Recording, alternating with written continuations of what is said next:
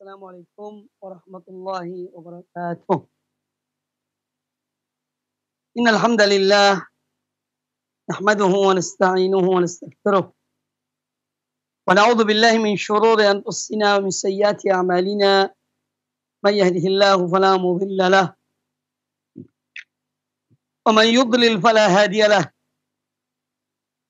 Asyhadu an la ilaha illallah wahdahu la syarika lahu wa asyhadu anna Muhammadan abduhu wa rasuluh.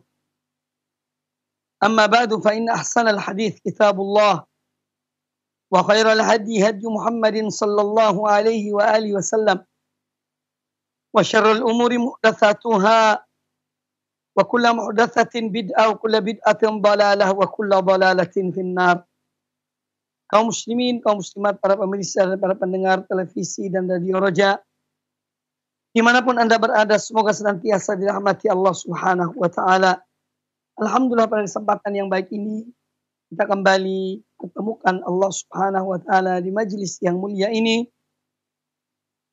dan semoga Allah Subhanahu wa Ta'ala mengampuni kesalahan dan dosa kita, mengangkat derajat dan kemuliaan kita di sisinya, dan semoga Allah selalu memberikan kepada kita ilmu yang bermanfaat dan amal yang saleh.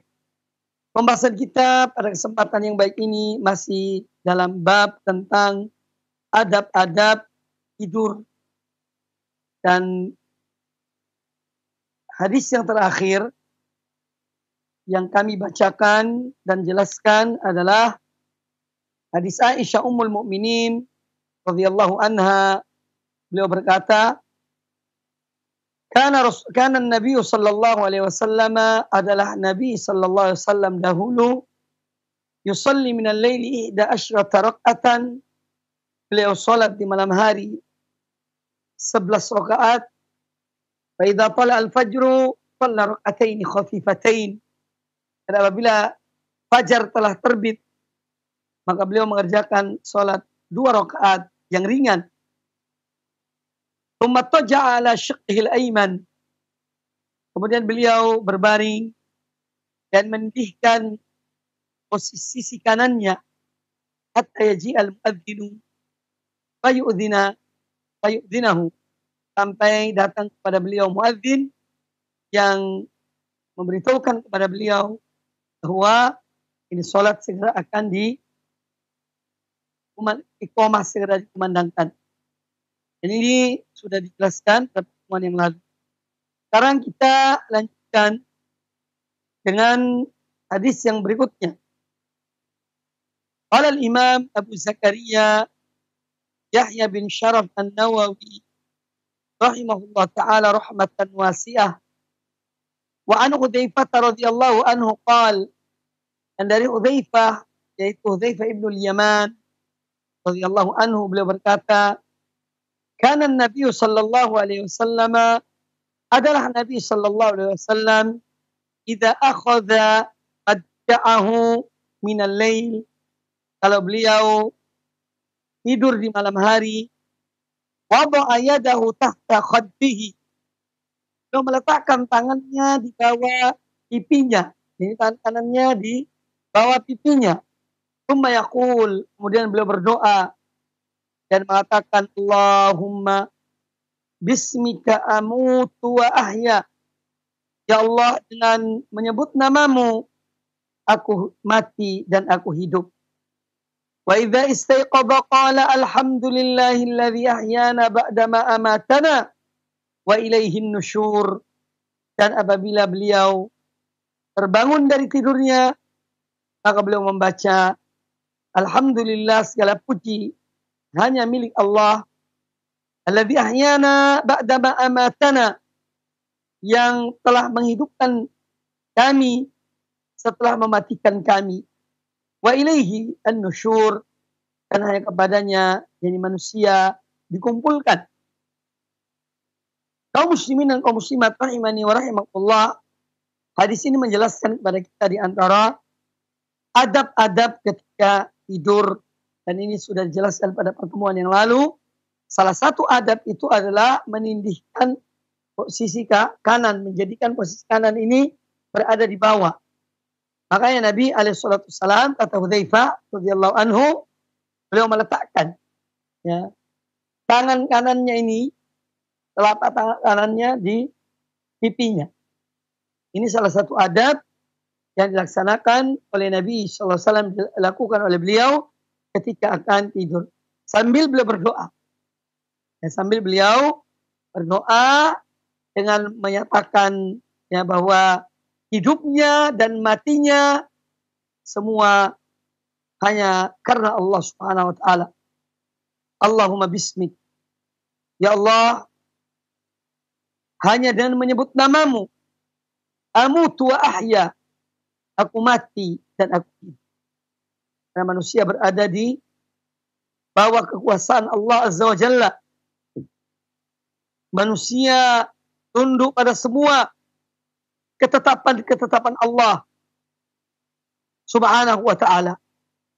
Tidurnya, bangunnya, berbaringnya, duduknya, dan semua aktivitasnya tidak luput dari apa yang telah ditetapkan oleh Allah Subhanahu wa ta'ala.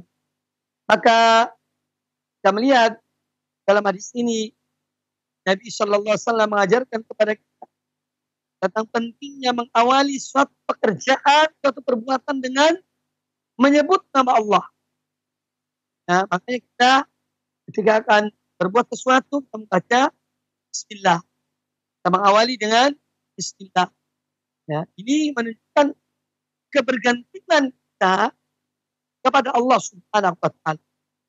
Ya, kebergantungan kita sebagai hamba Allah akan atau terhadap Allah Azza wa Jalla.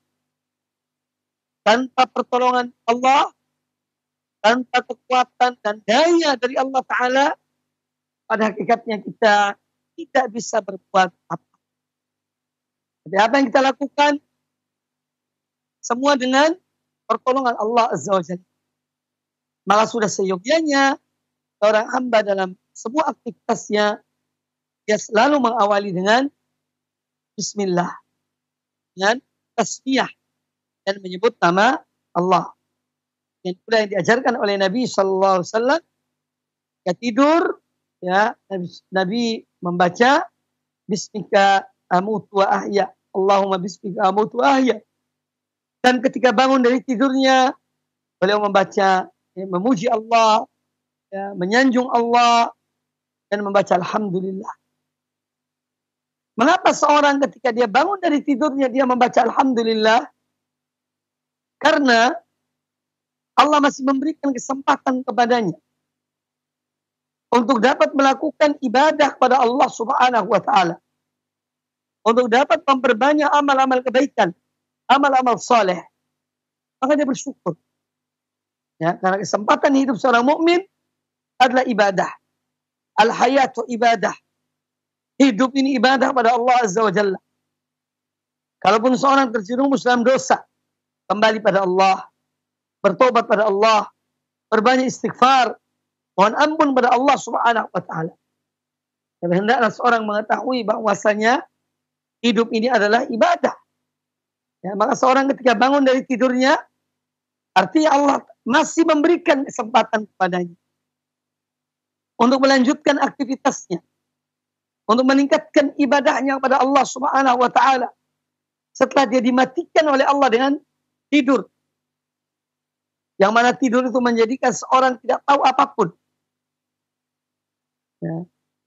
Dia tidak mengetahui sesuatu, ibarat orang yang mati. Nah, ketika dia bangun, ketika dia sadar, dia mengucapkan Alhamdulillah. Ya. Segala puji hanya milik Allah. Baik. Segala puji hanya milik Allah yang telah menghidupkan kami setelah mematikan kami. Ini menunjukkan bahwa Allah, Dia yang berbuat di alam semesta ini apa yang dikehendakinya. Tidak ada yang bisa menghalangi Allah Azza wa Jalla dari apa yang dikehendakinya. Allah mengatur hamba-hambanya, ya, setiap harinya, yaumin wa fi sya'nin. Allah senantiasa selalu sibuk dengan mengatur ciptaannya yang demikian luas ini. demikian agung ini. Jalla jalaluhu. Wa ilaihi nusyur, dan hanya kepada Allah kita akan dibangkitkan, kita akan dikumpulkan. Ya, ini menunjukkan keimanan seseorang kepada Allah Ta'ala, keimanan seseorang kepada hari kiamat. Bagaimana dia bangun dari tidur, maka nanti setelah mati pun dia akan dibangkitkan untuk menuju perkumpulan, pertemuan, ya, atau dikumpulkan oleh Allah Subhanahu wa Ta'ala untuk dimintai pertanggungjawaban. Maka hadis ini memberikan pelajaran kepada kita di antara sunnah yang diajarkan atau tuntunan dan adab-adab tidur yang diajarkan oleh Nabi Sallallahu Alaihi Wasallam kepada kita adalah tidur dan menindihkan sisi kanan kita dan meletakkan telapak tangan kanan kita di bawah pipi kita. Yaitu pada permulaan tidur. Artinya tidak harus seorang itu mulai awal tidur sampai subuh harus seperti itu, tidak. Karena manusia tidak menyadari atau tidak sadar ketika dia di tengah tidurnya, dia membalik badannya. Ya. Dia membalik badannya. Ya. Ke sisi kiri atau terlentang, dia tidak menyadari hal itu. Jadi ini yang dimaksud adalah pada permulaan seorang akan tidur. Walaupun ada sebagian orang yang mana mereka itu kalau tidur tetap menjaga tidurnya dengan menindihkan sisi kanan dan tangan tetap berada di bawah pelipis, di bawah pipinya. Ada sebagian orang yang demikian. Tapi ini tentu juga tidak mudah orang bertahan sekian jam dan tetap meletakkan telapak tangan kanannya di bawah pipi kanannya. Ya, apalagi manusia ketika tidur terkadang dia tidak sadar. Ya, jadi intinya bahwa ini ada permulaan tidur. Kemudian juga hadis ini menjelaskan kepada kita tentang tidur itu disebut di sini sebagai mati. Ya, alhamdulillahilladzi ahyana ba'dama amatana. Segala puji bagi Allah yang telah menghidupkan kami setelah mematikan kami. Padahal kita baru tidur.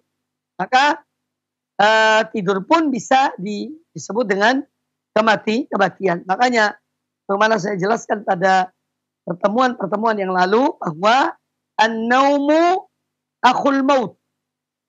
Ya, para ulama menyebutkan tidur itu adalah saudara dari kematian. Kemudian juga bahwa hadis ini menjelaskan kepada kita yang mengatur alam semesta ini hanyalah Allah Subhanahu wa Ta'ala. Tidak ada satupun yang mengaturnya kecuali Allah. Ya, ini keyakinan kita sebagai orang beriman pada Allah dan Rasulnya, yang beriman kepada Al-Quranul Karim dan kepada Sunnah Nabi Sallallahu Alaihi Wasallam, yang berakidah yang benar bahwa tidak ada yang mengatur di alam semesta ini kecuali Allah Subhanahu wa Ta'ala. Ya. Tidak ada yang mengaturnya kecuali Allah Subhanahu wa Ta'ala. Dia yang menghidupkan, dia yang mematikan, dia yang memberikan kepada kita rezeki, dia yang menurunkan hujan, ya, dan seterusnya. Itu hanya Allah Azza wa Jalla. Ya. Tidak ada manusia-manusia yang dijadikan wakil oleh Allah Ta'ala di dunia ini untuk berbuat. Ya, tapi semua itu Allah Azza wa Jalla. Allah Azza wa Jalla. Kemudian juga di sini menjelaskan kepada kita tentang seorang hamba yang beriman pada Allah Azza wa Jalla, dia selalu bersyukur pada Allah Subhanahu wa Ta'ala dalam semua keadaannya. Dan semua keadaannya dia senantiasa bersyukur. Kemudian hadis yang berikutnya. Qala al-Imam An-Nawawi rahimahullah wa an Ya'ish bin Tikhfah Al-Ghifari radhiyallahu anhu qala, dari Ya'ish bin Tikhfah radhiyallahu an, beliau berkata, Qala abi, berkata ayahku, yaitu Tikhfa al-Ghifari, bainama ana muttaji'un fil masjid, tatkala aku sedang tidur berbaring di masjid, ala batni, yang mana aku jadikan posisi bagian depan badan ini berada di bawah, ya. Idza rajulun yuharrikuni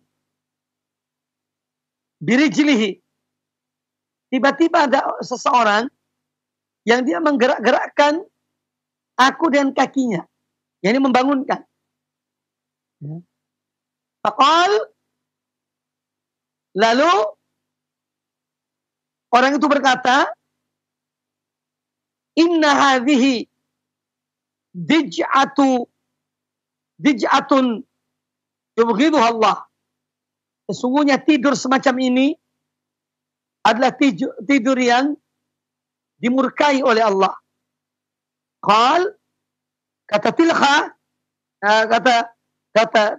Tikhfa al-Ghifari radhiyallahu anhu, fanadartu, maka aku lihat ini siapa yang bangunkan. Faidza Rasulullah sallallahu alaihi wasallam, tahu-taunya adalah Rasulullah SAW. Jadi ketika Tikhfa radhiyallahu anhu ini sedang tidur, dan tidurnya bagian depan badannya ini ditaruh ke bawah, di bawah, ya. Dan maka Nabi SAW kemudian melihat bahwa orang ini tidurnya seperti posisi ini, maka beliau bangunkan dan beliau menegur dan mengatakan kepada Tikhfa ini bahwa ini adalah tidurnya orang-orang yang dimurkai oleh Allah.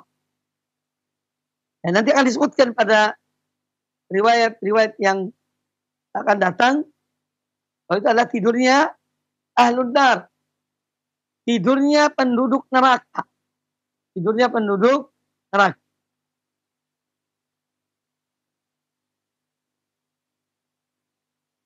Nah, hadis ini menjelaskan kepada kita tentang adab-adab tidur. Ada adab tidur yang harus kita patuhi atau kita teladani dari Nabi Sallallahu Alaihi Wasallam, dan ada adab tidur yang juga beliau melarangnya, maka kita berupaya untuk tidak melakukannya.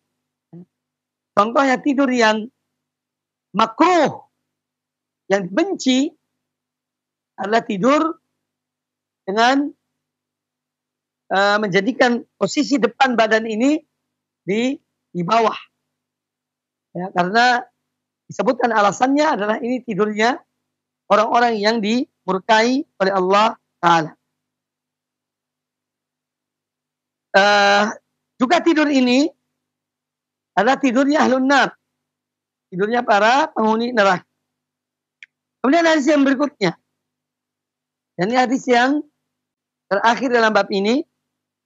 Qala al-Imam An-Nawawi rahimahullah, wa an Abi Hurairah radhiyallahu anhu an Rasulillah sallallahu alaihi wasallam qala, dan dari Abu Hurairah radhiyallahu anhu dari Rasulullah sallallahu alaihi wasallam, beliau bersabda, man qa'ada maq'adan lam yadhkurillah ta'ala fi, barang siapa yang duduk, ya, di satu majelis, satu tempat duduk, ya, dalam satu, ya, intinya duduk di satu kesempatan, namun lam yadhkurillaha ta'ala fihi, namun dia tidak berzikir, tidak menyebut Allah dalam majlis itu, kanat alaihi minallahi ta'ala tiratun, maka ini merupakan kerugian baginya dari Allah Subhanahu wa taala. Ya, tirah. Bagian ulama mengatakan itu an-naqs, kekurangan. Ada yang mengatakan hasrah, kerugian. Wa man taja'a madja'an la yadhkurullah ta'ala fi, dan barang siapa yang tidur, ya, dan dia tidak menyebut nama Allah Ta'ala dalam tidurnya itu, artinya sebelum tidur dia tidak baca doa, kanat alaihi minallahi tirah. Maka ini juga satu kekurangan baginya dari Allah. Hadis riwayat Imam Abu Dawud dan sanad yang baik. Kaum muslimin dan kaum muslimat rahimani wa rahimakumullah, bahwa hadis ini menjelaskan kepada kita bagaimana Rasulullah sallallahu alaihi wasallam membimbing umat ini. Ya, beliau menghendaki agar semua aktivitas kita selalu dalam ibadah kepada Allah Ta'ala. Dan di antara ibadah-ibadah itu yang ringan, mudah, tidak memerlukan tenaga, tidak memerlukan duit, ya, adalah zikrullah. Berzikir pada Allah. Dan zikir-zikir yang banyak, mutlak. Dan zikir itu banyak macamnya. Maka tidak usah membuat zikir yang baru. Ya. Tidak usah memproduk zikir yang baru. Karena zikir-zikir yang diajarkan oleh Nabi Sallallahu Alaihi Wasallam itu sudah sangat banyak macamnya. Ya. Kita tidak perlu penemuan-penemuan baru dalam zikir. Ya. Karena sudah cukup. Dan lebih baik zikir yang diajarkan oleh Nabi Sallallahu Alaihi Wasallam daripada zikir yang dibuat oleh manusia. Ya. Karena memang dalam realita kehidupan kita ini ada di antara manusia-manusia yang jahil, ya, yang kurang kerjaan, ya, sehingga kemudian membuat zikir-zikir dari kepalanya. Ya. Bisa jadi itu dari syaitan. Untuk apa? Supaya meninggalkan zikir-zikir yang diajarkan oleh Nabi Sallallahu Alaihi Wasallam. Dengan dia membuat zikir yang lain. Ya. Ini realita. Tidak bisa dipungkiri. Bahkan kita melihat bagaimana dalam Al-Quranul Karim, ketika ada sebagian manusia yang berupaya untuk merubah Al-Quranul Karim.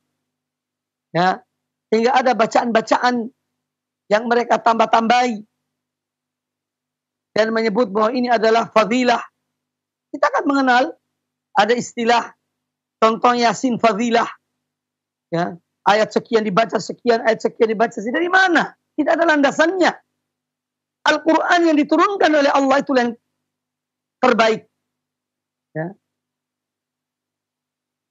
Itu yang kita baca. Tidak usah membuat ini. Nanti ada Al-Kahfi fadilah. Nanti ada Qul Huwallah fadilah. Subhanallah. Ya. Ini satu perbuatan yang berbahaya. Perbuatan yang bisa menjadikan seorang itu ini keluar dari agamanya. Karena dia menganggap bahwa apa yang dia ciptakan itu, yang ditambah-tambahi itu, lebih baik dari apa yang diturunkan oleh Allah Subhanahu wa Ta'ala. Ya. Bisa jadi ini dapat menjadikan seorang itu keluar dari agamanya gara-gara membuat hal tersebut. Oleh karena itu hati-hatilah. Wahai kaum muslimin, kaum muslimat yang banyak berzikir pada Allah Ta'ala.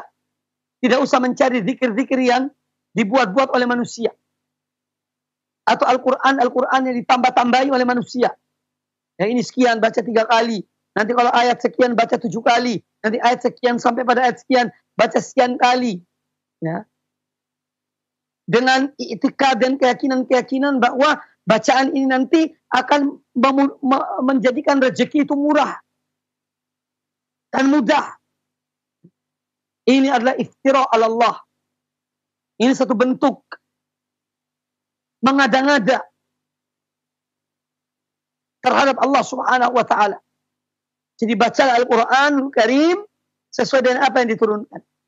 Ya, sesuai dengan apa yang diturunkan. Tidak usah ditambah-tambahi. Ya, dengan ini sekian kali, ini sekian kali, ini sekian kali. Kalau tidak ada landasannya. Karena kita beragama dengan dalil. Kita beragama dengan landasan. Yaitu wahyu dari Allah dan contoh dari Rasulullah Sallallahu Alaihi Wasallam. Jangan gampangkan masalah ini. Jangan remehkan masalah ini. Maka ketika seorang dalam hidupnya adalah untuk beribadah pada Allah Ta'ala, bagaimana saya katakan tadi, al-hayatu ibadah, bahwa hidup ini adalah ibadah pada Allah Azza wa Jalla, maka Nabi SAW mengarahkan, membimbing umat ini agar mereka selalu menggunakan, manfaatkan kesempatan yang ada. Ini untuk beribadah pada Allah Ta'ala. Ya. Salah satu ibadah adalah ketika seorang ada di majelis, mungkin di majelis itu dia berbincang-bincang dengan teman-temannya, tapi jangan lupa, hendaknya di majelis itu dia juga berzikir pada Allah Ta'ala. Berzikir pada Allah Ta'ala. Karena nanti kalau tidak demikian akan menjadi kekurangan baginya. Dia akan rugi dengan waktu yang berlalu. Ya. Tanpa dia berzikir pada Allah Subhanahu wa Ta'ala. Oleh karena itu Nabi SAW mengatakan, barang siapa yang duduk pada sebuah majelis di satu kesempatan, tapi dia tidak menyebut nama Allah, tidak berzikir pada Allah, kanat alaihi minallahi tirah, maka dia akan rugi nanti, akan dikurangi oleh Allah Subhanahu wa Ta'ala. Demikian pula ketika tidur, ya, juga kita dianjurkan untuk berdoa, untuk berzikir, dan zikir-zikir tidur itu banyak. Sudah saya jelaskan pada pertemuan yang lalu. Zikir-zikir tidur itu azkarun naum banyak. Ya. Meskipun kita tidak diperintahkan harus membaca semuanya. Tapi paling tidak seorang ketika dia akan tidur, dia mempunyai beberapa bacaan doa, zikir sebelum tidur yang diamalkannya. Ya, yang dibacanya ketika akan tidur, sehingga dia tidur dalam keadaan apa? Akhir dari aktivitasnya adalah dengan berzikir kepada Allah Subhanahu wa Ta'ala. Kalau tidak demikian akan rugi. Akan rugi. Nah, jadi hadis ini menjelaskan kepada kita tentang bagaimana perhatian Nabi Sallallahu Alaihi Wasallam kepada umat ini agar selalu manfaatkan waktu mereka, usia mereka, umur mereka, kesempatan dan peluang yang ada dengan sebaik-baiknya. Salah satunya adalah dengan berzikir kepada Allah Subhanahu wa Ta'ala. Salah satunya adalah dengan saling mengingatkan. Ya, saling mengingatkan satu dengan yang lainnya. Kemudian bahwa setiap amal manusia itu terhitung, tercatat. Ya.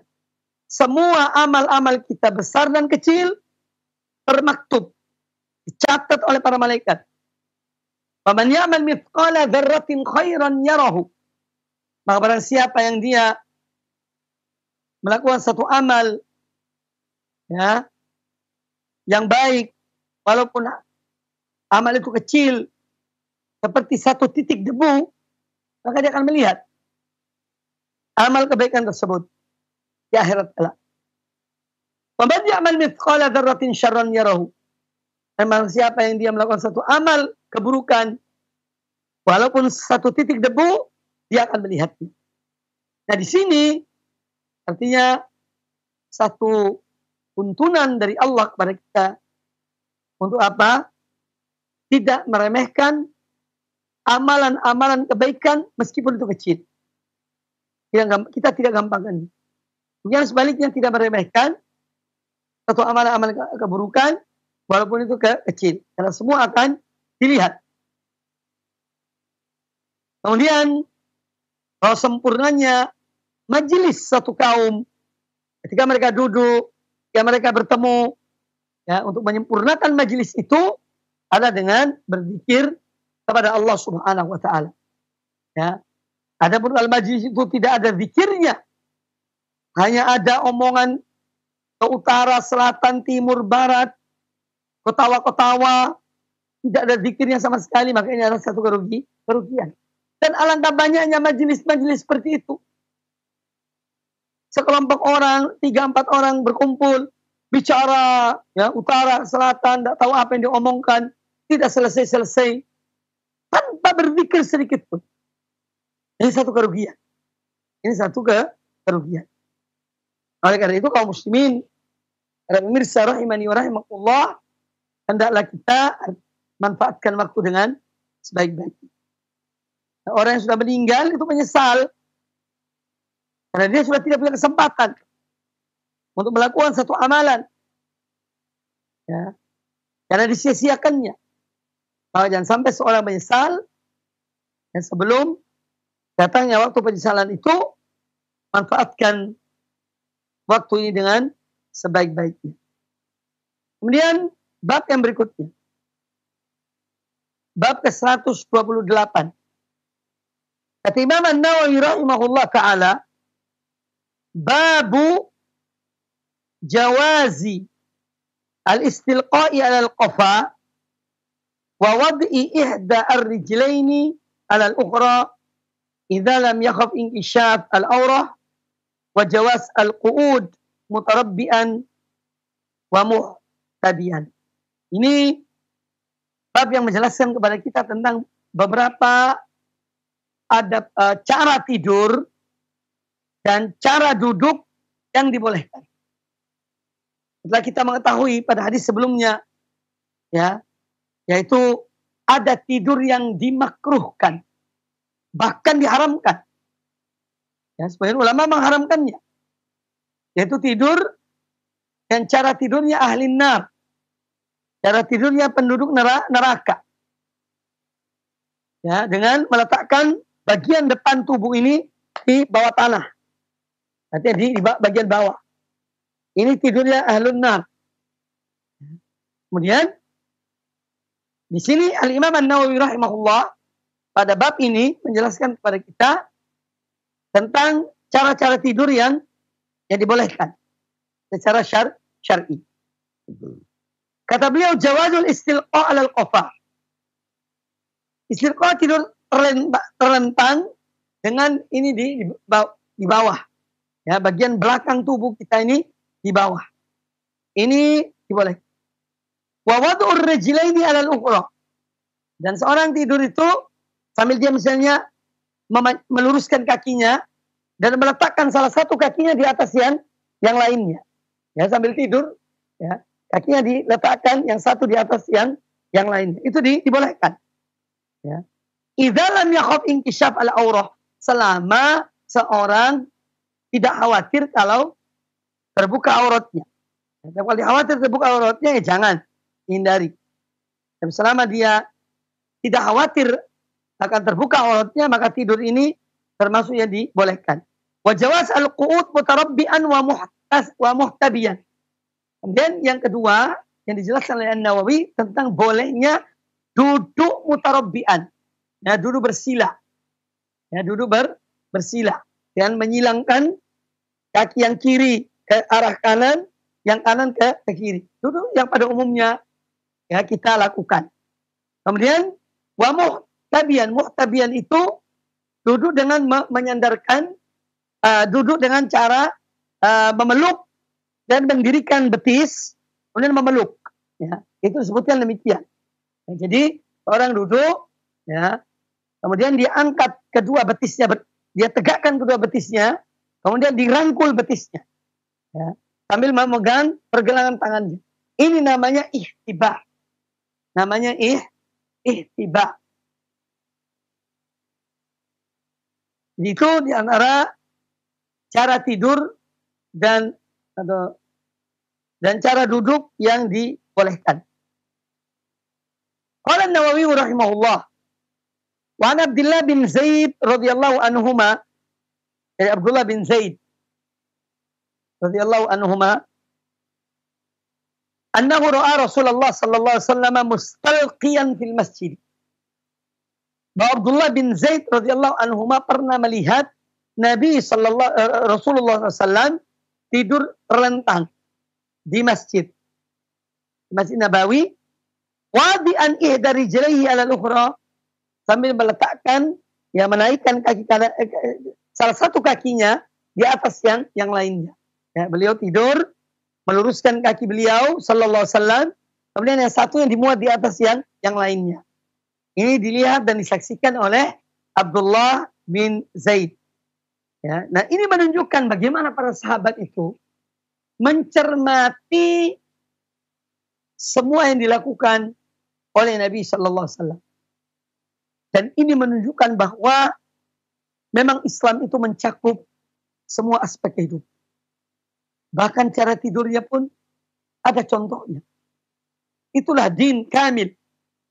Itulah agama yang sempurna. Melihat dari semua sisi. Tidak hanya melihat dari satu sisi. Tapi juga dari masalah adab. Jadi Islam tidak hanya akidah. Islam ada akidah, syariah itu ibadah. Islam adalah akhlak. Islam adalah adab-adab. Islam adalah muamalah. Ya. Mencakup semua aspek kehidupan. Itulah Islam. Agama yang sempurna. Ya. Agama yang sempurna. Maka jangan kita mengambil sebagian, kita membuang sebagian. Ya, tapi ambillah secara menyeluruh. Ya, ambillah secara menyeluruh. Baik. Hadis ini menjelaskan kepada kita tentang bolehnya cara tidur seperti yang dicontohkan oleh Nabi Sallallahu Alaihi Wasallam. Tidur terlentang dan meletakkan salah satu kaki di atas yang lainnya. Ya, ini termasuk yang dibolehkan. Dan ini banyak dilakukan juga oleh bagian orang. Ya, biasanya ketika selesai sholat Jumat, misalnya kadang-kadang mereka ya duduk di masjid atau berbaring di masjid. Ya, itu kita sering melihat sebagian dari kaum muslimin ya melakukan hal tersebut. Kemudian yang berikutnya bahwa dibolehkannya seorang itu duduk ihtiba. Yaitu seperti yang saya gambarkan tadi. Duduk, kemudian menegakkan betisnya, ya, dua telapak kakinya ke depan, ya, betisnya berdiri, kemudian dua tangannya memeluk kedua, yakni kakinya, ya, dan memegang pergelangan tangannya, Karena ada hadis yang melarang seorang kalau di masjid itu melakukan seperti ini. Ya, dia masukkan dari jemari satu dan yang lainnya. Ini dimakruhkan. Ya, ketika seorang sudah berwudu dari rumahnya, berjalan ke masjid, sampai pulang, itu tidak dianjurkan, bahkan suatu perbuatan yang makruh, yaitu dengan dia memadukan dua dari jemari tangannya. Kemudian dari sini menjelaskan kepada kita bahwa orang yang tidur, ya, apalagi di tempat-tempat yang banyak orang di sana, seperti yang saya contohkan tadi, misalnya setelah sholat Jumat, ya, setelah para jamaah pulang, tapi masih ada beberapa orang yang ya, masih di masjid, mereka mungkin berbaring, istirahat. Ya, nah, dalam tidur itu, ya juga kita dianjurkan untuk apa? Tetap menjaga aurat.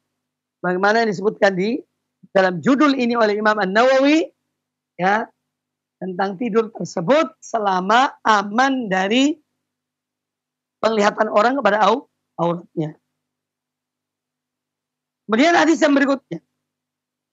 Wa Jabir bin Abdullah wa Jabir bin Samurah radhiyallahu anhu qala, dari Jabir bin Samurah radhiyallahu anhu, beliau berkata, kana Nabi sallallahu alaihi wasallam idza shalla al-fajr, adalah Nabi sallallahu alaihi wasallam kalau selesai salat subuh, ya, selesai salat fajar artinya selesai salat subuh, tarabba'a fi majlisihi, beliau duduk bersila di majlis tempat beliau salat itu, hatta tatlu asy-syamsu hasna'a, sampai matahari terbit, ya, sampai matahari terbit dan jelas terbitnya, ya, sampai terang, terang benderang. Duduk untuk apa? Berzikir, ya, berzikir, ya. Dan ini juga ada hadis yang menyebutkan tentang orang yang sholat berjamaah di masjid, sholat subuh, kemudian dia duduk sambil berzikir, ya, sampai matahari terbit setinggi satu tombak, kurang lebih 15 atau 20 menit sesudah terbitnya matahari, kemudian dia sholat 2 rakaat, itu sholat duha di awal waktu, maka sama dengan pahala orang yang sama dengan pahala orang yang melakukan ibadah umrah. Itu fadilahnya, itu keutamaannya. Nah, jadi walaupun hadis ini tidak menjelaskan hal itu disebut dalam hadis yang lain. Jadi Jabir bin Samurah radhiyallahu anhu ini menjelaskan kepada kita tentang apa yang salah satu yang diamalkan oleh Nabi Shallallahu Alaihi Wasallam ketika beliau selesai sholat subuh. Ya, beliau selesai sholat subuh, duduk bersila di tempat sholatnya, ya sampai matahari terbit, sampai terang, ya, terang benderang, baru kemudian beliau pulang.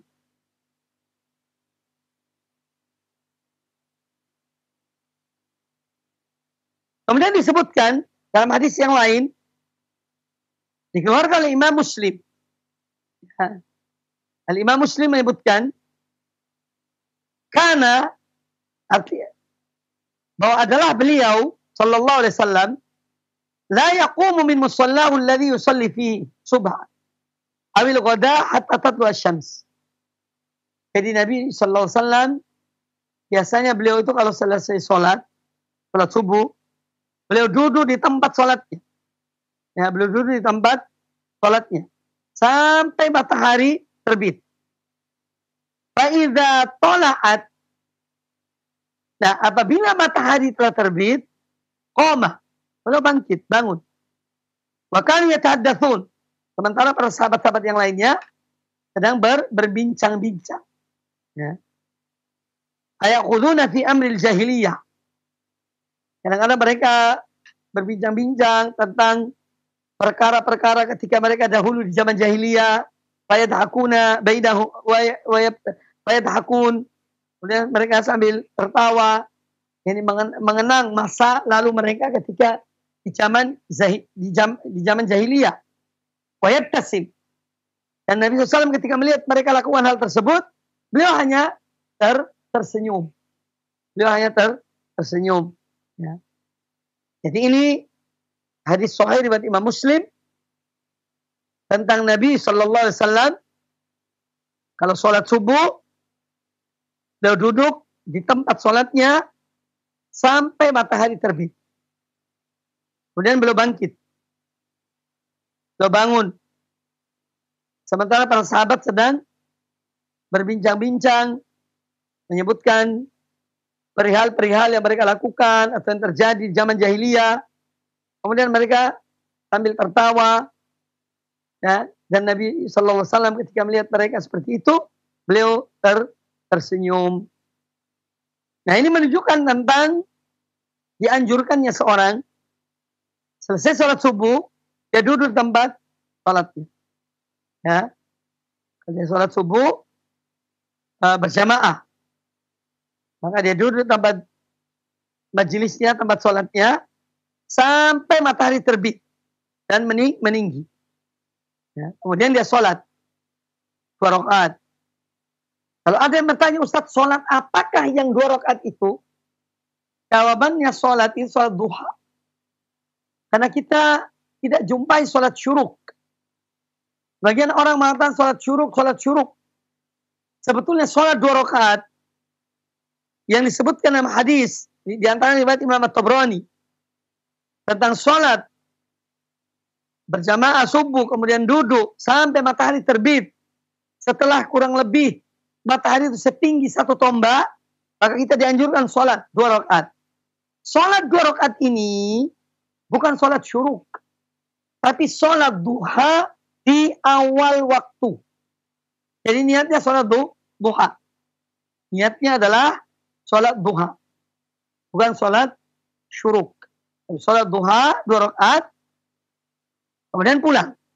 Nah, kalau misalnya nanti jam 9 atau jam 10 dia ingin menambah sholat duhanya, silahkan, boleh, tidak dilarang.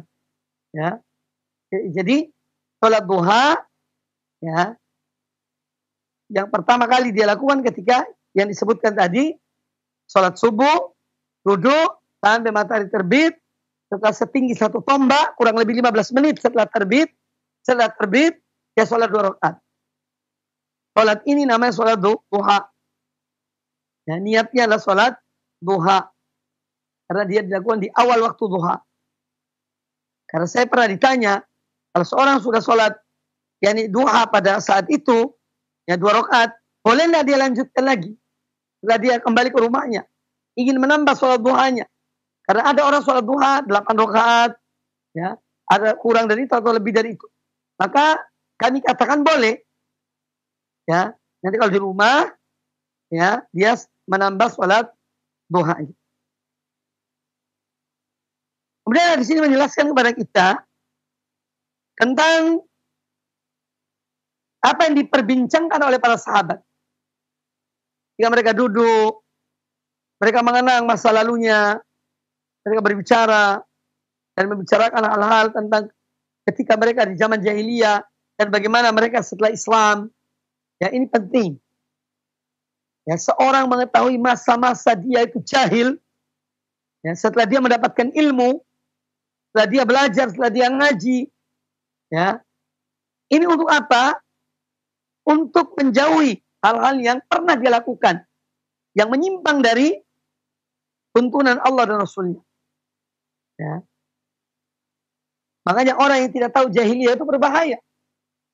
Dan nanti dia akan lakukan hal tersebut, kejahilian itu di dalam Islam. Di dalam Islam. Kemudian juga di sini menjelaskan kepada kita bahwa seorang ketika dia telah diberi hidayah oleh Allah Azza wa Jalla berubah Islam, ya, yang Allah masukkan dalam hatinya, maka hendaknya dia berpegang teguh pada Islam dan tinggalkan selain Islam. Ya, tinggalkan. Ya, watruku ma yaqulu aba'ukum. Tinggalkanlah apa yang didoktrinkan oleh ayah-ayah kalian, oleh orang tua nenek moyang kalian. Ini ada peringatan dari Nabi SAW. Ya, dalam sebuah hadis. Jadi beliau memerintahkan untuk apa? Beribadah hanya kepada Allah, tidak menyekutukan Allah dengan sesuatu, dan kerjakan, ya, apa yang kita kerjakan, ya, dari amalan-amalan Islam itu, dan meninggalkan hal-hal yang merupakan masa lalu, masa di saat kita itu jahil, di saat kita tidak tahu tentang dalil, kita hanya beragama ikut-ikutan, ya. Setelah kita mengetahui, tinggalkan yang tidak benar itu, yang tidak ada landasan, dan kerjakanlah apa yang ada landasan. Itulah hidayah, itulah taufik dari Allah Subhanahu wa Ta'ala. Kemudian di sini juga menjelaskan bolehnya tertawa di masjid, karena disebutkan dalam hadis ini bahwa mereka para sahabat ketika mengenang masa lalu mereka di zaman jahiliyah, sambil mereka tertawa, ya, dan Nabi SAW tersenyum ketika melihat mereka. Ini menunjukkan bahwa tertawa di masjid itu boleh, tetapi tentu ada adabnya, ya, bukan tertawa terbahak-bahak, ya, tidak. Karena masjid adalah tempat ibadah pada Allah Ta'ala, tertawa sewajarnya, ya. Kalau tertawa sampai terbahak-bahak, mengangkat suara, tidak, ya, tapi tertawa yang sewajarnya. Kemudian yang berikutnya, Imam An-Nawawi rahimahullah ta'ala, wa Ibnu Umar radhiyallahu anhuma qala, dari Abdullah bin Umar radhiyallahu anhuma beliau berkata, ra'aitu Rasulullah sallallahu alaihi wasallam bi fina'il Ka'bah muhtabiyan bi yadayhi hakadha. Wa wasafa bi yadayhi, ya, wa wasafa bi yadayhi al-ihtiba. Jadi wa huwa al-qurfusa. Hadis riwayat Imam Al-Bukhari di dalam sahihnya. Dari Abdullah bin Umar radhiyallahu anhu, beliau berkata, ra'aitu, aku melihat. Lihat ini dengan mata kepalanya. Aku melihat Rasulullah SAW di fina'il Ka'bah, berada di halaman Ka'bah. Berada di halaman Ka'bah. Muhtabiyan biyadaihi hakadha. Muhtabiyan yang duduk seperti yang saya sebutkan tadi, menegakkan betis, ya, atau lutut dan betis diluruskan, kemudian merangkul bagian kaki itu, ya, dengan kedua tangan. Ini namanya ihtiba. Kemudian dicontohkan oleh Abdullah bin Umar radhiyallahu anhuma. Dan duduk ini juga disebut dengan al-qurfusa. Al-qurfusa. Itu duduk seperti itu. Ya. Nah, ini menunjukkan bolehnya duduk semacam yang disebutkan dalam hadis ini. Atau al-ihtiba. Al-ihtiba. Ya. Kemudian di sini disebutkan ada pengecualian. Duduk semacam ini, kalau di hari Jumat, ketika seorang mendengar khotib misalnya sedang menyampaikan khutbah, duduk ini dimakruhkan. Ya, duduk ihtiba ini dimakruhkan. Tetapi kalau di luar itu, maka dibolehkan. Kemudian, yang dimaksud dengan ihtiba itu, ya, ketika seorang merangkul kedua kakinya sambil duduk, ya, itu artinya dia memegang pergelangan tangannya. Jadi yang menahan itu pergelangannya. Ya, pergelangan ini dia memegang pergelangan tangannya untuk menahan. Ya, ketika dia duduk, ini namanya ihtiba. Baik.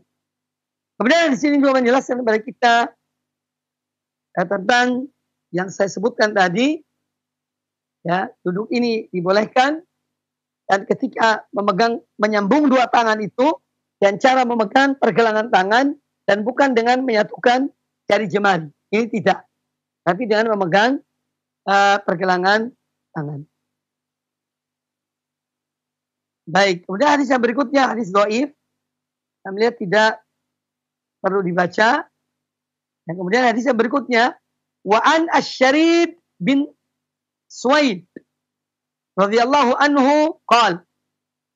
Dari Asy-Syarid bin Suwaid radhiyallahu an, beliau berkata, marra bi Rasulullah sallallahu alaihi wasallam wa ana jalisun hakadha wa qad wada'tu yadi al-yusra khalfa dhahri wattaka'tu ala aliyati yadi faqal ataqudu qi'data al-maghdub alaihim, rawahu Abu Dawud bi isnadin sahih. Jadi hadis yang akan kita bahas ini, hadis yang terakhir dalam bab ini, dan ini salah satu cara duduk yang dimakruhkan, ya, cara duduk yang tidak dibenarkan, ya, yang dilarang. Dari Syarid bin Suwaid radhiyallahu anhu, beliau berkata, marrobi Rasulullah SAW wa ana jalisun. Pernah ketika aku sedang duduk, maka dilewati oleh Rasulullah SAW. Duduknya bagaimana? Wada'tu yadi al-yusra, aku meletakkan tangan kananku, ya, khalfa dhahri, di punggung belakangku. Jadi menjadi sandaran, ya. Wattaka'tu ala aliyati yadi, dan aku bersandar dengan tanganku itu. Sambil bersandar gini, tangan di belakang. Ketika Nabi SAW melihat cara duduknya Asy-Syarid ini tadi, maka beliau mengatakan, ataqudu qi'datal maghdub alaihi, apakah engkau duduk seperti duduknya orang-orang yang dimurkai atas mereka? Dulunya orang-orang yang dimurkai atas mereka, yang dimurkai oleh Allah pada mereka. Jadi hadis ini menjelaskan tidak boleh duduk seperti yang disebutkan dalam hadis ini. Ya. Jadi duduk sambil meletakkan tangan kiri ke belakang dan tender dengan tangan ini. Ya. Pada umumnya biasa duduk seperti ini dengan meluruskan kaki ke depan. Ya. Ini termasuk duduk yang dimakruhkan. Ya. Duduk yang dimakruh. Maka hadis ini menjelaskan kepada kita tentang al-amru bil ma'ruf wa nahi anil munkar. Ya. Amar ma'ruf dan nahi munkar. Ketika seorang melihat yang ma'ruf, sesuatu yang baik ditinggalkan, perintahkan untuk dikerjakan. Ketika seorang melihat suatu kemungkaran dilakukan, cegahlah kemungkaran itu. Jadi, maka Nabi SAW ketika melihat Asy-Syarid bin Suwaid radhiyallahu anhu duduk seperti itu, beliau langsung menegur. Ya, dan cara yang baik. Tuh, apa kamu duduk seperti ini? Itu duduknya orang-orang yang dimurkai oleh Allah. Ini bentuk pencegahan beliau. Ya, supaya Syarid tidak duduk seperti itu. Nah, beliau menegur. Jadi ini dalam bab al-amru bil ma'ruf wan nahi 'anil munkar. Kemudian juga hadis ini menjelaskan kepada kita tentang satu hal yang harus kita ingatkan kepada umat, yaitu at-tashabbuh, pola hidup menyerupai orang-orang yang dimurkai oleh Allah dan orang-orang yang tersesat. Kita yang dilarang menyerupai pola hidup al-Yahud wan Nasara. Jelas. Karena di antara misi yang dibawa oleh Nabi SAW, di antara misi-misi terpenting, yaitu menyelisih mereka. Ahlul Kitab. Meskipun ada hadis Nabi SAW menyebutkan bahwa umat ini atau di sebagian dari umat ini akan menyerupai mereka. Ya, akan menyerupai mereka. Tapi ini sebetulnya satu hal yang dilarang. Menyerupai mereka dalam berpakaian, dalam berakhlak seperti akhlaknya mereka. Ini hal yang dilarang oleh Islam. Baik dalam masalah-masalah yang pokok sampai masalah-masalah yang dianggap kecil. Ya, kita dilarang menyerupai ahlul kitab, al-Yahud wan Nasara. Ya. Karena Islam datang memang yang dalam misi yang dibawa oleh Islam menyelisihi perilaku mereka. Perilaku orang-orang yang dimurkai oleh Allah dan perilaku orang-orang yang tersesat. Orang Yahudi punya ilmu tidak mengamalkannya, orang Nasara tidak punya ilmu tidak mengamalkan suatu, maka orang Islam punya ilmu dan diamalkan. Itu Islam. Nah, oleh karena itu, hendaklah seorang dia menjauhi pola, cara, ya, perangai ahlul kitab. Dan banyak kita jumpai dalam kehidupan kita ini bahwa banyak di antara kaum muslimin sudah terjerumus dalam kesalahan ini, yaitu menyerupai pola hidup mereka, orang-orang yang dimurkai oleh Allah dan orang-orang yang tersesat.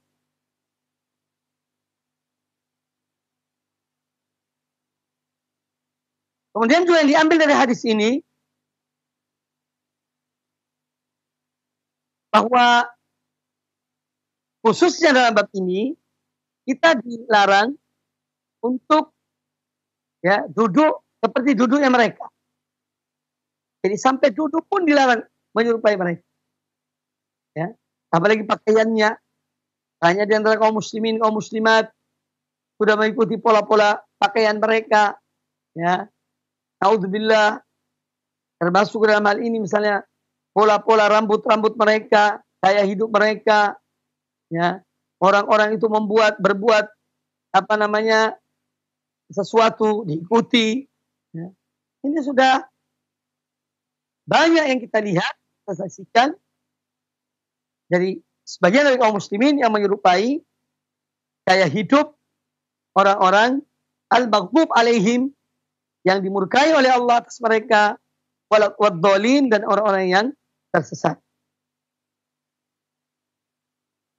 Kemudian di sini menjelaskan kepada kita juga, tatkala kita dilarang menyerupai mereka, tentu di balik itu kita diperintahkan untuk memiliki yakni kepribadian yang beda dengan mereka. Ya. Kepribadian, pola hidup, ya, cara hidup yang berbeda dengan ahlul kitab.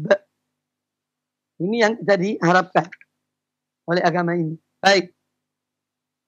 Saya mau mulai muqaddimah dari bab yang berikutnya.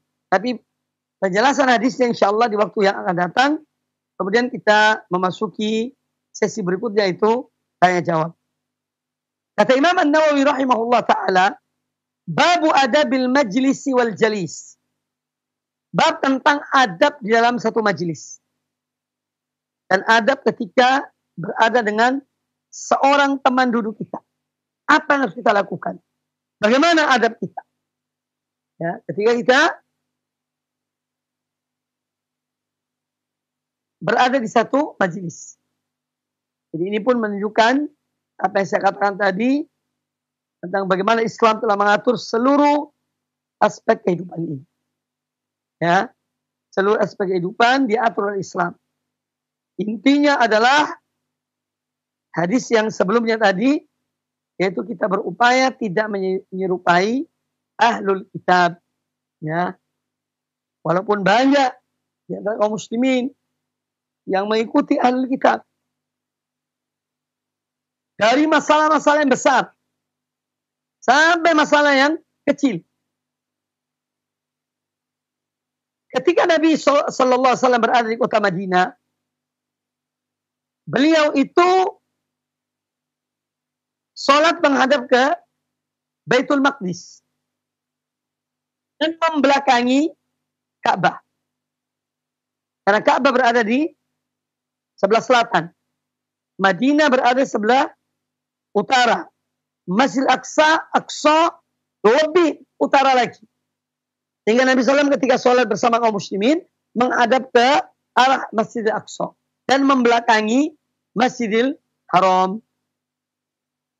Ketika hal itu terjadi, orang-orang Yahudi mengatakan bahwa ajaran Muhammad ini sama dengan ajaran kita. Tidak ada bedanya. Apa buktinya? Buktinya mereka sholat menghadap ke Baitul Maqdis. Bagaimana orang-orang Yahudi menghadap ke Baitul Maqdis. Itu kiblatnya. Ya, mendengar omongan-omongan orang-orang Yahudi itu, maka Nabi SAW mohon pada Allah Azza wa Jalla agar Allah Subhanahu wa Ta'ala yakni mengalihkan kiblat itu ya dari Masjidil Aqsa ke Masjidil Haram. Qad nara taqalluba wajhika fis sama. Tunggu, kami telah melihat berbolak-baliknya wajahmu ke langit.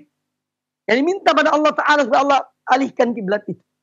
Karena omongan-omongan orang Yahudi. Maka Allah kabulkan doa Nabi SAW. Kemudian Allah perintahkan kaum mukminin untuk sholat menghadap ke Al-Masjidil Haram. Ya. Supaya tidak sama dengan mereka. Itu salah satu contoh. Dalam masalah akidah, orang Yahudi mengatakan Isa bin Maryam alaihi salam anak zina. Orang Nasara mengatakan Isa bin Maryam anak Allah. Maka Islam datang meletakkan Isa bin Maryam pada posisinya. Bahwa beliau adalah hamba Allah dan Rasul utusannya. Beliau bukan anak zina, bukan pula anak Allah. Makanya kita jumpai dalam Al-Quranul Karim, ya, selalu penyebutan Isa itu dengan disebut Ibnu Maryam. Yang disebut Ibnu Maryam. Wa idh qala Isa ibnu Maryam. Ya. Dan yang lainnya. Jadi ayat-ayat Al-Quran menyebutkan Isa selalu disebut Ibnu Maryam. Mengapa? Ini untuk membantah i'tiqad, keyakinan dan ucapan-ucapan orang-orang Nasrani bahwa Isa itu anak Allah. Makanya dalam Al-Quran selalu disebut Isa Ibnu Maryam. Isa putra Maryam. Bukan putra yang Allah Subhanahu wa Ta'ala.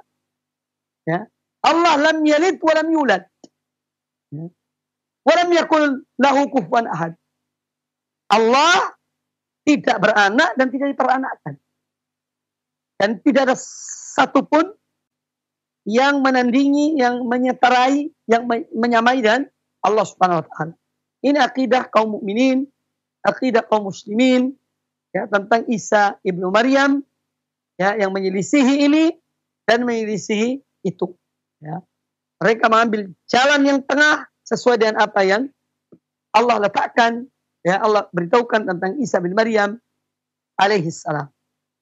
Kaum muslimin dan kaum muslimat rahimani wa rahimakumullah, masih banyak hal-hal lain tentang bagaimana Islam mengatur kita untuk menyelisihi ahlul kitab, baik masalah akidah, ibadah, ya akhlak, moral, dan yang lainnya. Dan tentu tidak mungkin kita sebut satu persatu pada kesempatan yang ini. Baik, demikian kita pada kesempatan yang baik ini. Semoga apa yang disampaikan bermanfaat bagi kita semuanya. Semoga Allah selalu menambah ilmu kita dan memberikan taufik pada kita untuk mengamalkan.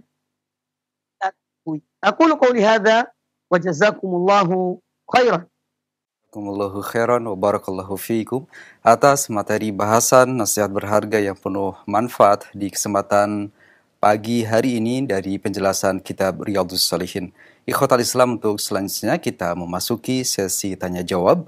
Anda yang akan bertanya secara langsung, kami buka kesempatan bagi Anda penelpon. Assalamualaikum warahmatullahi wabarakatuh. Waalaikumsalam warahmatullahi wabarakatuh. Silakan Bapak, pertanyaannya. Dengan siapa, dari mana, mohon maaf? Rizal di Singkawang, Kalimantan Barat. Silakan Pak Rizal. Barakallahu fiik, Ustaz. Awan, saya ini mau menanyakan tentang sholat. Kan ketika seseorang bacaan Al-Fatihahnya tidak pas, tidak fasih, atau tajwidnya salah, dia kan tidak bisa menjadi imam karena khawatir akan sholatnya tidak sah. Bagaimana dengan ini, Ustaz? Ketika dia sholat sunnah, kan dia akan membaca Al-Fatihah juga. Apakah ada rukhsah untuk dia bahwa sholatnya akan diterima? Mohon penjelasannya. Syukran, jazakallahu khairan. Assalamualaikum warahmatullahi wabarakatuh. Waalaikumsalam warahmatullahi wabarakatuh. Demikian Pak Rizal, terima kasih interaksinya. Silakan Ustaz. Baik, Pak Rizal dari Singkawang ya. Pertanyaan tentang bagaimana seorang yang belum fasih membaca Al-Fatihah, tapi dia menjadi imam. Ya. Kemudian yang kedua, ketika dia sholat sunnah, apakah sholat juga diterima atau tidak? Baik, ini ada penjelasan secara umum dan nasihat secara umum. Yang pertama, sudah merupakan kewajiban ya, bagi setiap orang muslim untuk dia selalu memperbaiki amalan sholatnya. Karena sholat ini adalah yang pertama kali dihisab oleh Allah Ta'ala di hari kiamat bagi seorang hamba adalah sholatnya. Oleh karena itu sudah menjadi satu kewajiban kita untuk betul-betul mempelajari tentang sholat, termasuk bacaan. Apalagi bacaan surah Al-Fatihah yang dia adalah salah satu rukun di antara rukun-rukun sholat. Yang mana kalau salah, kalau keliru, kalau ditinggalkan, sholatnya tidak akan diterima. Ya. Oleh karena itu kewajiban bagi seorang untuk selalu belajar ya, membaca Al-Fatihah secara benar. Apalagi kalau orang itu akan menjadi imam. Ya. Kalau dia akan menjadi imam, itu tentu lebih wajib untuk dia memperbaiki bacaan, meluruskan bacaannya, mencari guru yang mengajarkan dia. Bagaimana bacaannya sudah benar apa tidak. Ini kewajiban. Ya. Terutama yang lebih dari itu adalah seorang yang menjadi imam. Makanya Al-Imam Asy-Syafi'i dalam mazhab beliau, seorang kalau sholat membaca ya, bacaan Al-Fatihah, kesalahan itu ada dua macam.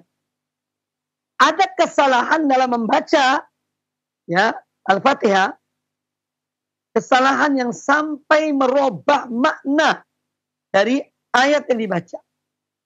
Maka ini jelas sholatnya tidak sah. Tetapi kalau kesalahan itu ya, tidak merubah makna ayat itu, maka insya Allah ini masih dimaafkan. Artinya tidak mengapa. Tapi tentu dia tidak pantas menjadi imam. Ya, tidak pantas menjadi imam. Jadi kembali kepada kesalahan tersebut.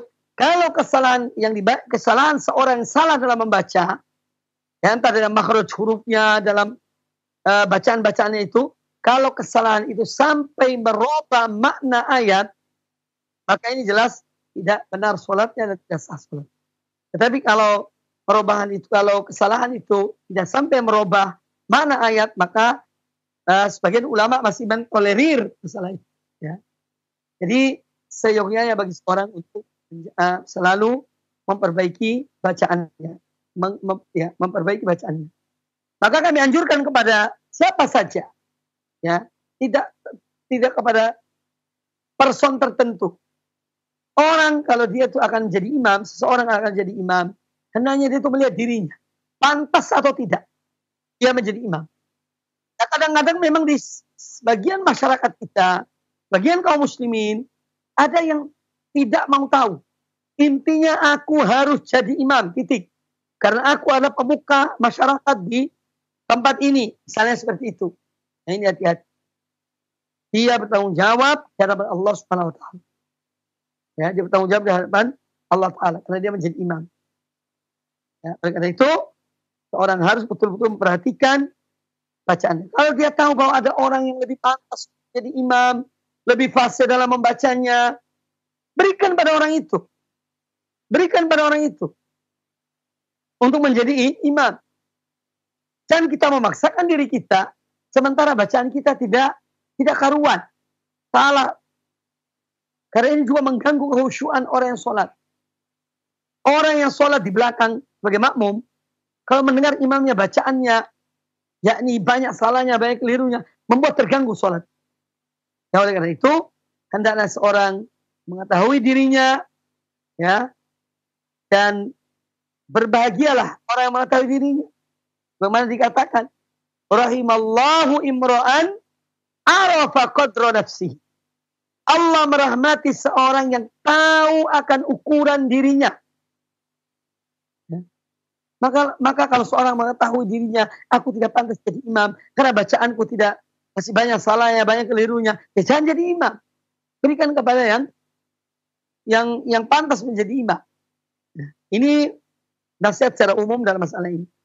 Adapun masalah sholat sunnah, ya tidak jauh berbeda, tapi intinya bahwa kita tetap seorang dianjurkan untuk ya memperbaiki bacaannya, melatih lisannya dalam membaca, sehingga dalam sholat sunnah maupun sholat wajib bacaannya tetap bacaan yang benar, bacaan yang tepat, ya sehingga tidak salah dalam membacanya. Wallahu taala a'lam. Jazakallahu khairan jawaban dan nasihat yang disampaikan, demikian Bapak Rizal di Singkawang. Selanjutnya pertanyaan kedua masih dari penelpon, silahkan. Silakan. Ya, assalamualaikum Pak Ustadz. Waalaikumsalam warahmatullahi wabarakatuh. Silakan, dari mana? Dari Ibu Ida dari Palembang. Silakan Ibu, pertanyaannya. Ya begini Pak Ustadz, ini masalah sholat sunnah ini Pak Ustadz. Sholat sunnah duha ini Pak Ustadz. Iya.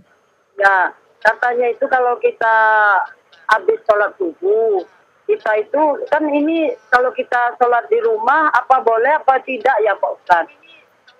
Kita itu sholat di rumah kan, kita sholat dari subuh tidak pergi begitu Pak Ustadz, kita duduk terus sudah sholat berzikir, kita itu menunggu nanti mataharinya itu katanya itu jam berapa ya Pak Ustadz, katanya ujung tombak itu Pak Ustadz. Soalnya kalau di sini tuh hujan begitu Pak Ustadz. Jadi kan matahari itu tidak keluar ya Pak Ustadz, tidak kelihatan begitu. Iya. Nah ini saya mau menanyakan ini salah jam ini Pak Ustadz, apa jam 6 lewat apa berapa begitu ya Pak Ustadz. Baik Ibu, terima kasih. Ya, assalamualaikum. Waalaikumsalam warahmatullahi wabarakatuh. Terima kasih sekali lagi untuk Ibu di Palembang. Silahkan Ustadz. Tentang jarak waktu antara ketika duduk setelah sholat subuh sampai matahari terbit setinggi 1 tombak. Nah Ibu, kita ini alhamdulillah zaman kita ini, di situ sudah ada jadwal, kalau bisa Ibu memilikinya itu lebih bagus. Jadwal tentang sholat. Ya.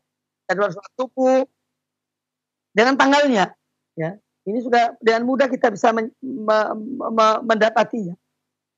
Ya, waktu sholat subuh, zuhur, asar, maghrib, isya, sudah sebutkan jam-jamnya. Nah, di situ ada syuruk, ya, ada terbit, ya biasanya di almanak, ya kalender itu tentang jadwal sholat disebutkan misalnya waktu terbit fajar. Berarti ini kita kalau sudah terbit fajar kita boleh sholat subuh. Kemudian yang kedua, waktu terbitnya matahari. Misalnya, waktu terbit matahari jam 5.20 menit. Ya. Pada hari ini, tanggal ini. Terbit matahari jam 5.20 menit. Ini misalnya. Ya. Maka, kalau ibu ingin sholat, tinggal tambah 20 menit. Ya, 15 atau 20 menit setelah yang disebutkan dalam jadwal itu. Kalau jadwal terbit matahari 5.20 menit, maka ibu tunggu. Ya. Sampai 15 menit kemudian atau 20 menit kemudian baru sholat duhanya. Berarti jam berapa? 5.20 plus 15 berarti jam 5.35 menit atau jam 5.40 menit. Baru kemudian boleh sholat. Itu cara ya. Lihat waktu terbit matahari pada tanggal tertentu, hari tertentu, dan itu ada jadwalnya. Kemudian plus 15 menit atau plus 20 menit. Kalau sudah masuk setelah 20 menit dari terbitnya matahari, sholatlah 2 rakaat. Jadi tidak sulit sebetulnya. Wallahu a'lam. Jazakallah khairan jawaban dan nasihat Al-Ustaz. Barakallahu fik. Demikian Ibu yang di Palembang. Selanjutnya kami angkat dari pesan singkat. Ada pertanyaan dari pendengar kita di Bandung, Pak Heri. Assalamualaikum warahmatullahi wabarakatuh. Ustaz tadi kalau saya tidak keliru dalam menyimak, menjelaskan bahwa dianjurkan untuk berbincang tentang masa lalu di mana hidayah belum datang, yang tentunya ada kesalahan dan keburukan yang pernah dilakukan. Sementara saya pernah menyimak juga ada anjuran bagi setiap muslim untuk menutup aib di masa lalu dan tidak boleh dibuka setelah datangnya hidayah. Yang jadi pertanyaan Ustaz, bagaimanakah menggabungkan dua perkara yang sepertinya sepintas bertentangan ini Ustaz? Barakallahu fiik atas nasihat dan jawaban dari Al-Ustaz. Beliau meminta penjelasan. Tentu yang dimaksud dalam hadis ini, mereka para sahabat dahulu itu berbicara hal-hal yang pada umumnya mereka lakukan di zaman jahiliyah. Mungkin ketika menyembah berhala, ketika mengadu kepada berhala, ya.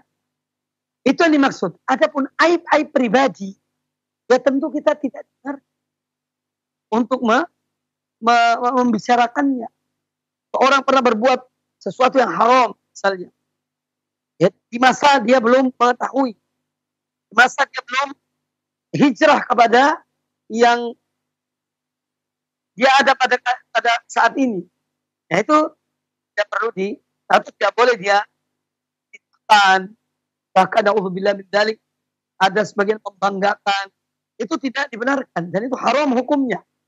Adapun membicarakan hal-hal yang umum, ya, di masa dahulu, masa jahiliyah dahulu, artinya di saat seorang misalnya dia waktu belum mengenal sunnah, dia banyak lakukan hal-hal yang tidak ada contohnya, bahkan kadang-kadang menyimpang dari yang sebenarnya. Nah ini sekedar dalam rangka mensyukuri nikmat Allah, itu dia boleh menceritakan.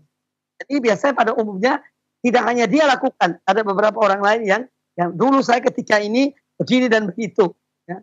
Karena tidak ngerti, karena jahil, maka aku dulu berbuat begini. Nah ini hal yang umum itu boleh diceritakan. Tapi alhamdulillah setelah kita mengenal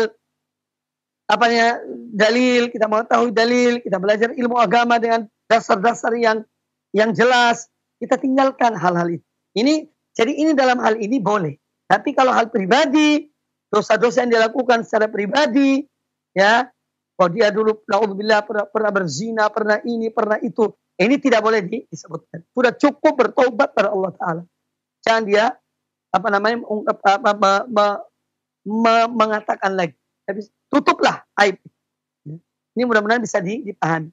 Jadi yang dibicarakan oleh para sahabat pun dalam hadis ini dimaksud hal-hal yang bersifat umum yang mereka mengerjakan dan mereka mengetahui. Ya.